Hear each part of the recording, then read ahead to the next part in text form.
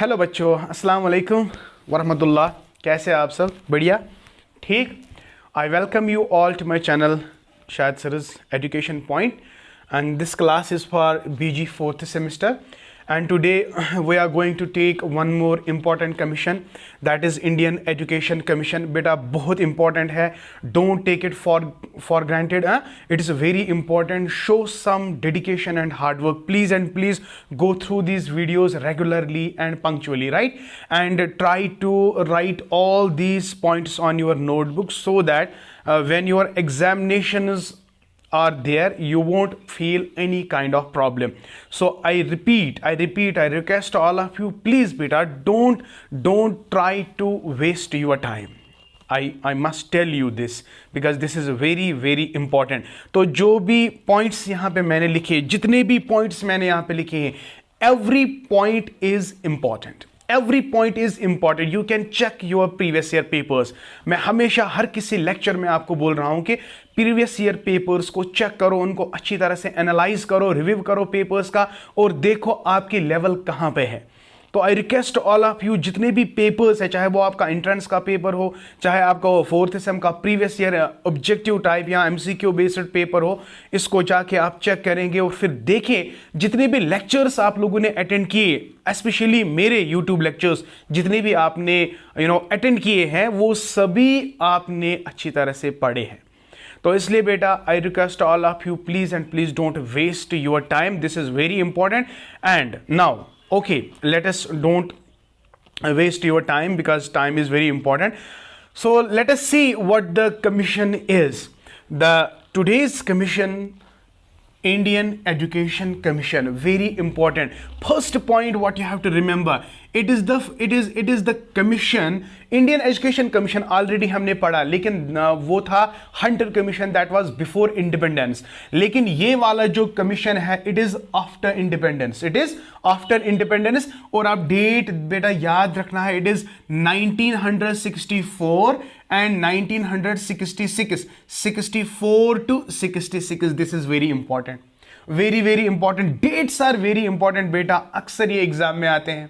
तो कोठारी कहां, ये जो इंडियन एजुकेशन कमीशन है, popularly known as Kothari commission, बेटा बहुत ही इंपॉर्टेंट है. बेटा I repeatedly ask you for this because ये सारे क्वेश्चंस हमेशा एग्जाम में आते हैं, चाहे आपका नेट का एग्जाम हो, चाहे आपका पीजी एंट्रेंस का एग्जाम हो, या आपका अभी जो आने वाला एग्जाम है वो क्या 4th सेमेस्टर का एग्जाम, कल जाके ये एग्जाम में होगा. तो इंडियन एजुकेशन कमीशन जो आफ्टर इंडिपेंडेंस का है, इसको हम पॉपुलरली किस नाम से बोला जाता है? It is also called as Kothari commission. ये बेटा याद रखना. डेट क्या है? 1964 टू 1966. Very important. चले बेटा, this commission was appointed by government of India under the leadership of Daulat Singh, DS दौलत सिंह कोठारी. तो दैट इज वाई सिंस इसका जो चेयरमैन है, जो गवर्नमेंट ऑफ इंडिया ने अपॉइंट किया था, वो किसको किया था? DS कोठारी को. इसीलिए इस कमीशन को बेटा popularly known as Kothari commission. This is the reason, right my dear. तो why it is called Kothari commission? Because it is chairperson was Daulat Singh Kothari. और ये दौलत सिंह कोठारी कौन था? ये था चेयरमैन ऑफ UGC. देन उस वक्त का चेयरमैन जो यूनिवर्सिटी ग्रांट्स कमीशन, क्या यूनिवर्सिटी ग्रांट्स कमीशन का चेयरमैन रहा है, कौन? दौलत Singh Kothari. In fact first chairman of UGC that was DS Kothari. ये बेटा हमेशा याद रखना है. जिस तरह मैंने आपको कहा था कि सेकेंडरी कमीशन में मुडलियार कमीशन या Radha Krishna commission, Banaras university etcetera, आपको याद आया? हाँ, इसी तरह आपको दौलत सिंह कोठारी ये कौन थे? ही वाज द देन, मैंने यहां पे लिखा द देन, उस वक्त के chairman of UGC university grants commission, right. And ये जो अपॉइंट किया, कब अपॉइंट किया गवर्नमेंट ऑफ इंडिया ने इस रिपोर्ट को? 14th जुलाई 1964. बेटा very important. Date is very important. देखो मैं कितना स्ट्रेस दे रहा हूं कि ये बहुत ही इंपॉर्टेंट है. ये जो कोठारी कमीशन है, ये जो डेट कब अपॉइंट किया गया, गवर्नमेंट ऑफ इंडिया ने इसको कब अपॉइंट किया? शाबाश, 14th of July 1964.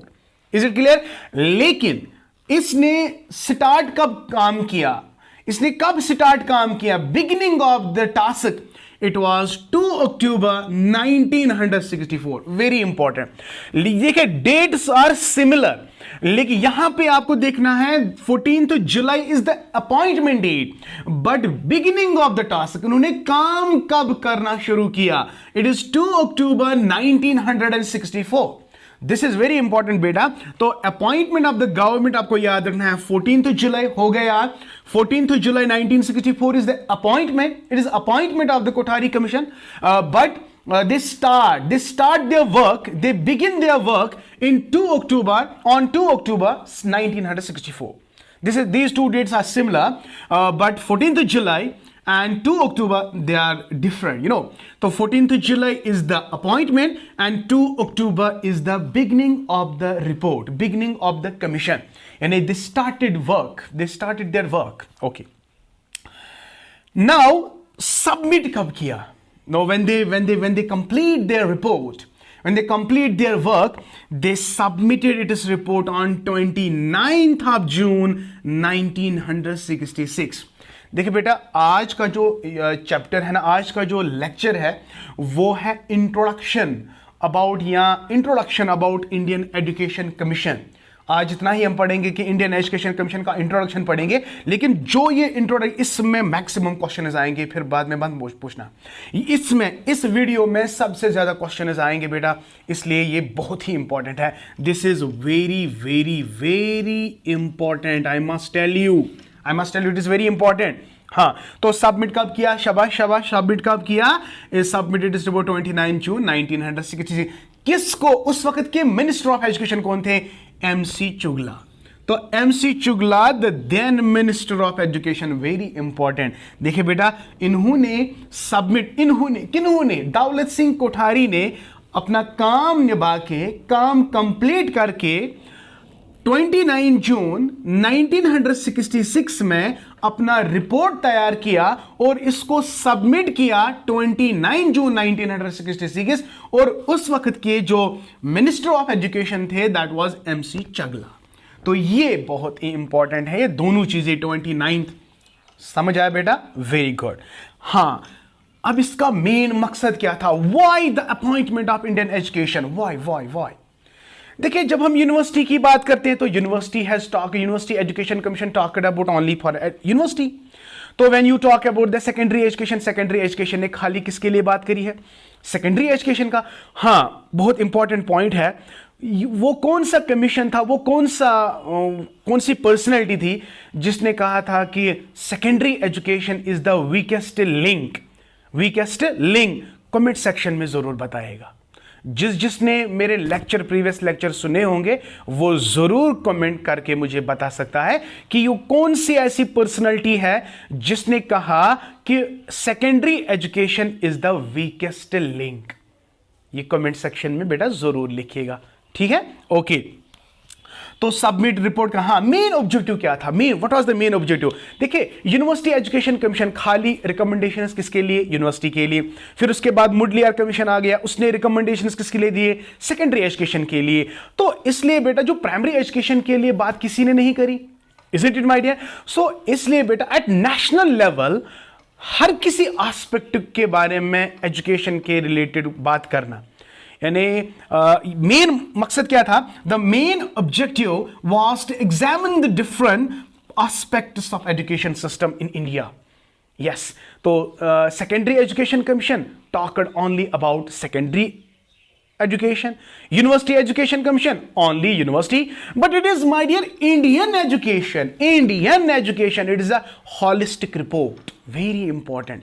When I say holistic, it means every aspect of education, whether it is primary, whether it is secondary, whether it is higher, technical, vocational, pre-primary, whatever.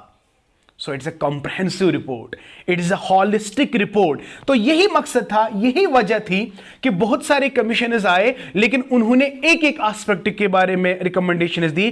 कोई ऐसा commission नहीं बिठाया गया जो कि हर किसी एस्पेक्ट को touch करे। तो ये वो पहला रिपोर्ट है, हाँ ये भी आ सकता है, ये वो पहला रिपोर्ट है after independence that talked about the holistic system of education, that talks about all aspects of the education system in India. तो मेन ऑब्जेक्टिव देखें, very very very important my dear, the main objective was to examine the different aspects of the education system in India, hence it was called as Gita of the education। ये बहुत important है बेटा, Hindi terminology में इसको Gita of education कहा जाता है, Gita of education कहा जाता है, since it includes every system, it includes every system, so that is why it is called a Gita of education। which report is called a Gita of education? Is it Hunter Commission, Indian Education Commission? No, it is Kothari Commission, that is Indian Education Commission। remember my dear, this is very very important। okay, हो गया, यहां तक हो गया, शाबाश। number second, the commission has 17 members। oh very important बेटा, अक्सर exam में आता है कि इस कमीशन में कितने टोटल मेंबर्स थे, इंक्लूडिंग कोठारी, कोठारी को लेकर। हाँ, इसमें बहुत सारे मेंबर्स थे, यूनेस्को से, कैलिफोर्निया से, बहुत सारे फॉरेन कंट्रीज से भी मेंबर्स को बिठाया गया। तो कुल मिला के कितने मेंबर्स थे? 17 members, 12 task forces and 7 working groups. These 3 points are very important, very important। So how many total members were there in Indian Education Commission? Right, 17 members।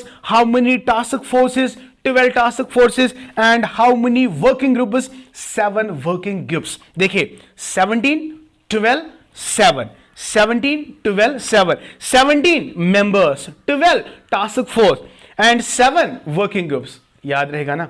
Please बेटा याद रखो, याद रखो, बहुत ही इंपॉर्टेंट है, बहुत। ये चीज़ें आप कहीं नहीं देखोगे, ये सारी चीज़ें आप कहीं नहीं देखोगे बेटा, इसलिए they are very important, very important. इसको नोट डाउन करके रखो। I am sorry, I forget, जल्दी से ये सारे पॉइंट्स को बेटा प्लीज़ नोट डाउन करके रखो। एक कॉपी बनाओ, एक नोट बनाओ, जो आपके लिए हमेशा रहेगा जब तक आप बड़े बड़े एग्जाम्स को क्वालिफाई ना करो, ठीक है। तो ये सारे पॉइंट्स तो हो गए। And my dear, the last point very very important, ये जो रिपोर्ट जब तैयार किया गया ना, तो इतना बड़ा रिपोर्ट था कि कुल कितने पेजेस थे? 1600 पेजेस। चैप्टर का जिक्र नहीं है, लेकिन पेजेस का जिक्र किया गया है। How many pages are there? 16 pages. और फिर रिपोर्ट को टाइटल क्या दिया गया? टाइटल सिंस से इंडियन एजुकेशन सिस्टम के बारे में, होल सिस्टम के बारे में था, इसलिए इसका टाइटल क्या रखा? Education and national development commission. बहुत ही इंपॉर्टेंट है, एग्जाम में आएगा, एग्जाम में आएगा बेटा। तो इस रिपोर्ट, जब ये रिपोर्ट तैयार किया गया, ये जैसा एक पंपलेट बना, बुक बना, तो बुक का जो कवर पेज है, कवर पेज के ऊपर क्या नाम चढ़ाया गया? Education and national development. Education and national development, मैं बार बार रिपीट करूंगा, एजुकेशन एंड नेशनल डेवलपमेंट। तो which commission is called education and national development? Sir it is Kothari commission, sir it is Indian education commission. I hope बेटा आपको ये, आप आज का लेक्चर आपने बहुत एंजॉय किया। जल्दी से मेरे वीडियो को लाइक करो, शेयर करो। हाँ बेटा, और एक बात है important, since you all know I have made 2 channels, please बेटा I need help from your side, both the channels, मेरे दोनों चैनल्स को आपका सपोर्ट चाहिए, ठीक है बेटा। May Allah bless you, may Allah bless you million times, trillion times, may Allah give you success in every walk of life. Okay बेटा, तो my wishes are always with you. हाँ बेटा, हार्ड वर्क के बिना कुछ possible नहीं है। अगर चाहे आप कितने भी इंटेलिजेंट क्यों ना हो, हार्ड वर्क आप नहीं करोगे, प्लान आप नहीं बनाओगे, you want success, you want success. इसलिए सक्सेस पाने के लिए बेटा आपको थोड़ा मेहनत करनी होगी। जब आप थोड़ा मेहनत करोगे, ज़्यादा मेहनत करोगे तो ज़्यादा फल मीठा होगा, कम मेहनत करोगे तो कम ही मिलेगा। मुझे उम्मीद है बेटा आप में से बहुत सारे ऐसे बच्चे हैं जो मेहनत करते हैं। मैं सब बच्चों को रिक्वेस्ट करता हूं बेटा प्लीज़ इस अपने टाइम को वेस्ट ना करें, कि कंपटीशन इतना ज़्यादा बढ़ गया, इतना ज़्यादा बढ़ गया that you won't find yourself anywhere then if you would not अगर आप हार्ड वर्क नहीं करोगे। तो hard work is very important. देखिए मतलब आपके पास इतना रिसोर्स अवेलेबल है, इतना रिसोर्स अवेलेबल है, कहीं पे जाने की ज़रूरत नहीं है आप लोगों को, ना ही इतना ज़्यादा पैसा खर्च करने की ज़रूरत है आपको। जस्ट सिंपली आपको अपने पास जो मोबाइल फ़ोन है, इंटरनेट है, मतलब नॉलेज से भरा पड़ा है। Just it needs a one click and everything will be in front of you. तो I request all of you बेटा, वर्क हार्ड वर्क हार्ड। तो वर्क हार्ड से ही आपकी सक्सेस पॉसिबल है, otherwise it is not possible. May Allah bless you, may Allah success give you millions and trillions of success, and may Allah fulfill your all wishes. Thank you and subscribe to my channel. Thank you. May Allah bless you and keep always learning.